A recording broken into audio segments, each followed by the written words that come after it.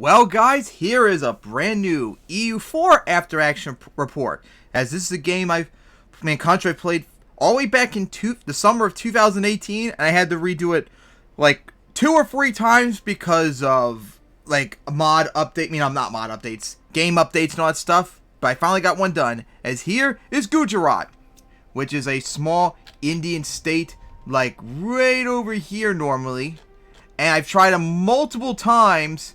Like I said, since July of 2018. Last month, I decided to do a new game again since my old Gujarat save and almost all my older saves got broken by the game getting updated, of course, recently. So I decided to give them a try because they were the oldest active save on my Alienware. So I did it, and I don't know what it is, but for some reason, this game, because this is on normal, because all the other games I did were on... The first one I did was on normal. The second one I did was on very easy. I don't remember about the other one if I did one, but this was back on normal.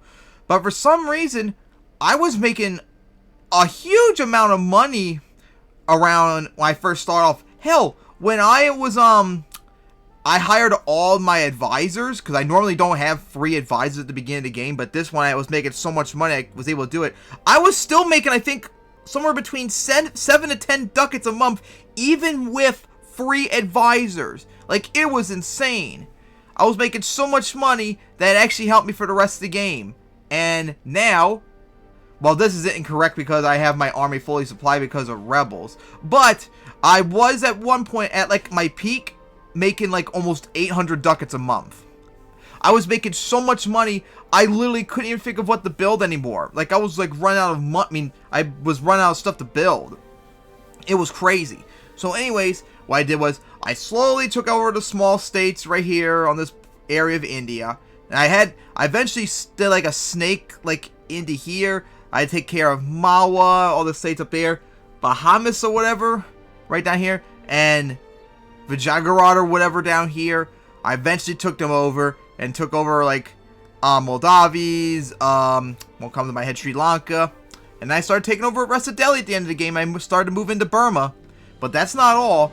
Very soon, like in the 1870s, I actually started colonizing. First, I started off small, like with the islands down here, because it took a while before I could reach them. And eventually I spread out here until I eventually got to Australia, which I colonized all of Australia and renamed it UOT, which was, I believe, its capital right here. Yeah, it was its capital right here. Because usually I name a colony. Sometimes I name them after the capital of that province or something like that.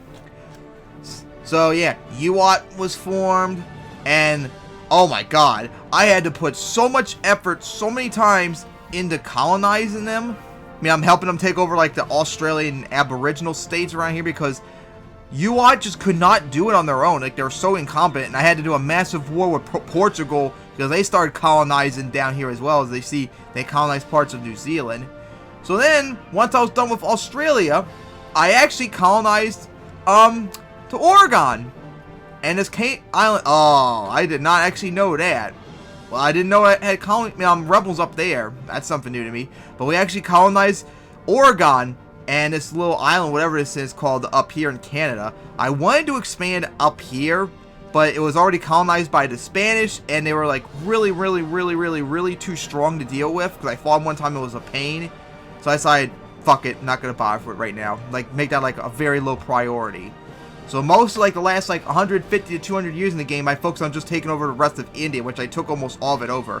In my spare time, I actually took over part of Somaliland away from whatever, Algeron, I think it was.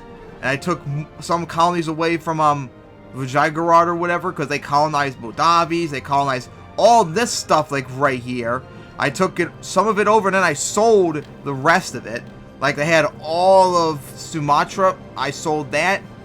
They had, I never sold this stuff away because I meant to do it, but I forgot all about it. So I might do that before I convert over to Vicky 2. And I had East Timor, which I kept for the entire game.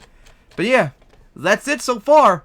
As the borders look really nice, but the goal when I go to Victoria 2 is eventually just form like India, or take over all like the Indian territory of real life and all that crap.